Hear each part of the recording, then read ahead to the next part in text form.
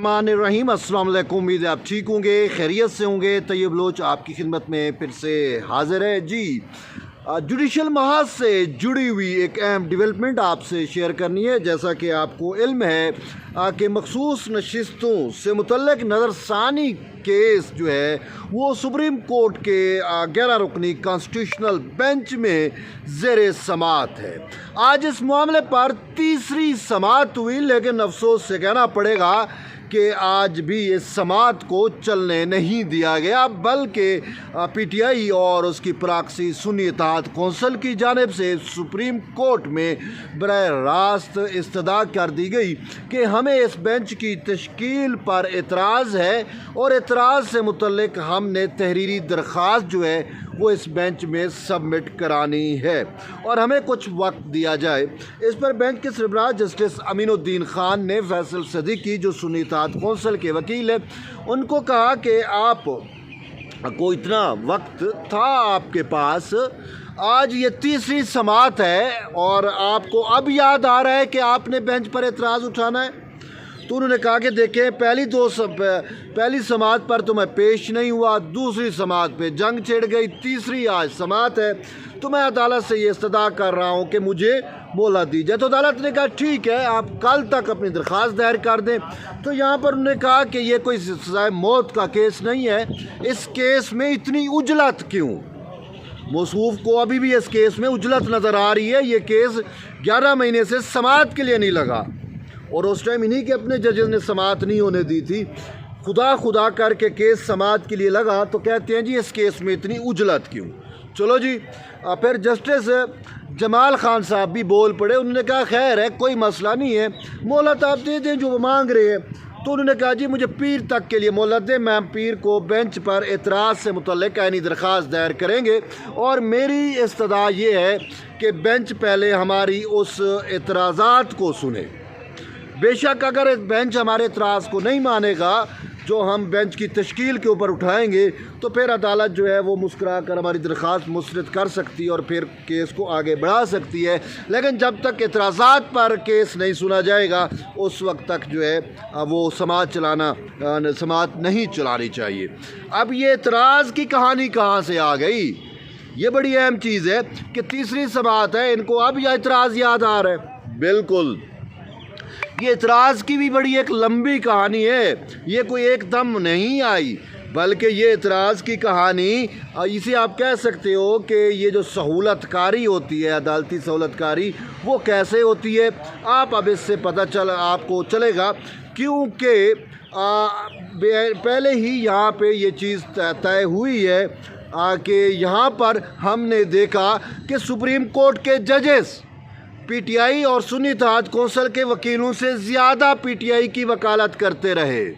याद होगा ना आपको जस्टिस अतर मिनल्ला के वो रिमार्क्स जो उन्होंने सुन्नी इत्तेहाद कौंसिल के वकील को मुखातिब करके कहे थे, बिल्कुल आखिरी समाअत जब कंक्लूड हो रहा था मखसूस नशिस्तों का केस, कि अगर हम ये नशिस्तें, फिर से सुने, अगर हम ये नशिस्तें पीटीआई को दे दे तो आपको इतराज़ तो नहीं होगा। सुन्नी इत्तेहाद कौंसिल के वकील ने कहा हमें क्या इतराज़ हो सकता है।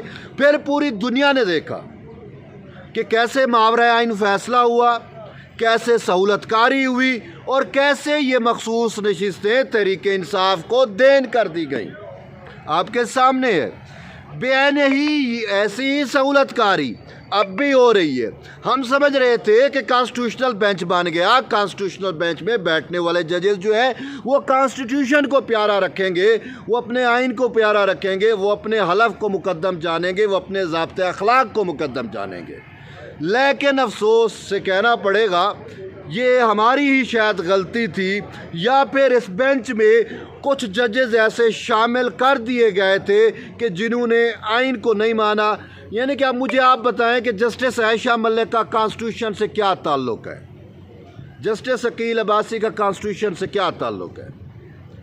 ख़ुद वज़ीर कानून ने कहा कि हम दिल पर पत्थर रख के हमने जस्टिस आयशा मलिक को कॉन्स्टिट्यूशनल बेंच में शामिल किया। अब उन्होंने तो दिल पे पत्थर रखा, लेकिन जस्टिस आयशा मलिक ने पूरे कॉन्स्टिट्यूशन के ऊपर ही पत्थर रख के उसको दफना दिया। यही बात है। کیونکہ جسٹس عائشہ ملک اور جسٹس عقیل عباسی یہ جو 13 رکنی بینچ بنا تھا اس میں یہ دونوں معزز جج شامل تھے، اور انہوں نے کیا کیا؟ انہوں نے پہلے ہی سماعت میں کہا کہ یہ درخواستیں ناقابل سماعت ہیں، کیونکہ ہمیں عزیز ہے تو منصور علی شاہ کا وہ ماورائے آئین فیصلہ جس میں انہوں نے آئین سے روگردانی کی، جس میں انہوں نے آئین کی متعدد شقوں کو توڑ کے پی ٹی آئی کے لیے ماورائے آئین ریلیف تخلیق کیا۔ یہ میں نہیں کہہ رہا، یہ بھی سپریم کورٹ کے ججز کہہ رہے ہیں۔ تو عائشہ ملک انہوں نے کہا کہ ہمیں تو وہ پیارا ہے منصور علی شاہ اور اس کا فیصلہ، ہم نہیں مانتے اس نظر ثانی کو، ہاں نہ یہ اس کانسٹیٹیوشن بینچ کو۔ کانسٹیٹیوشن بینچ کے بارے میں کہتے ہیں کہ چونکہ آتھر جج کا ہونا ضروری ہے تو اس معاملے میں آتھر جج نہیں ہے، نظر ثانی میں آتھر جج ہوتا ہے۔ اب ان کو یہ نہیں پتا کہ چونکہ وہ عائشہ ملک 26ویں ترمیم کو نہیں مانتی، عقیل عباسی نہیں مانتے، جب یہ دونوں نہیں مانتے تو میرا یہ سوال ہے ان دونوں کو 26ویں ترمیم کے تحت بننے والے کانسٹیٹیوشنل بینچ میں شامل کیوں کیا گیا تھا جب وہ مانتے ہی نہیں؟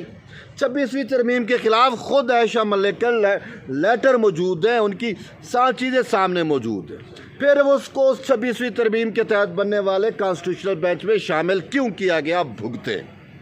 تو بہرحال ان دو موصوف ججز نے کیا کیا، پورا ایک کیس تیار کیا اور پی ٹی آئی کو دے دیا کہ اب آپ نے کانسٹیٹیوشنل بینچ پہ ان گراؤنڈز پہ اعتراضات اٹھانے ہیں جو انہوں نے اعتراض لکھ کر دیے۔ تو تبھی اب جب کیس تیسری سماعت میں داخل ہو چکا تھا تو تحریک انصاف والوں کا سوری مائی لارڈ، کیس کو آگے نہ لے کے جائیں، ہمیں ہمارے ججز نے اعتراض بنا کر دیے ہیں، گراؤنڈ بنا کے دیے ہیں، انہی گراؤنڈ پہ ہم آئینی درخواست دائر کریں گے، پہلے وہ اعتراض سنے پھر کیس آگے بڑھائیں۔ تو اس وجہ سے اب کیس بھلا کیسے آگے چلتا؟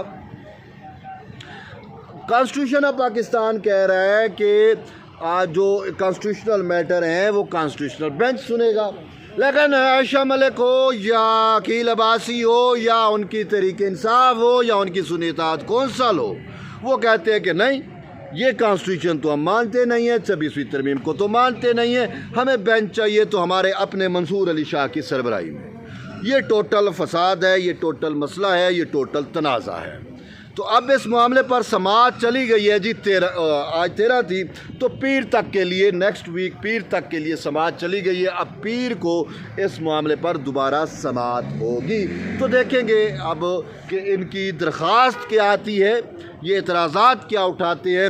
آج بھی لکھ لیں کہ یہ وہی اعتراض ہوں گے جو جسٹس عائشہ ملک اور جسٹس عقیل عباسی نے ان کو بنا کر دیے۔ تو بہرحال کیس ابھی آگے چلے گا، دیکھیں گے، اعتراض آئے گا، اعتراض مسترد ہوتے ہیں، کیا ہوتا ہے، پھر کیس کے سمجھ جائے گا۔